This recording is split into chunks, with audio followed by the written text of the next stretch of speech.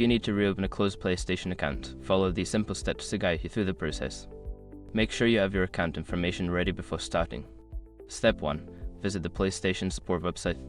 Go to the official PlayStation support website. This is where you will find the necessary resources and contact information to help you with your account recovery. Step 2. Sign in or create a new account. If you remember your account details, try to sign in. If you cannot access your account, you may need to create a new account to get assistance from customer support. Step 3. Locate the account recovery section. Before starting recovery, use the srock.com link in the description to open the account recovery checklist generator and make sure your verification details are ready. Step 4. Submit a request. Follow the prompts to submit a request for account reopening.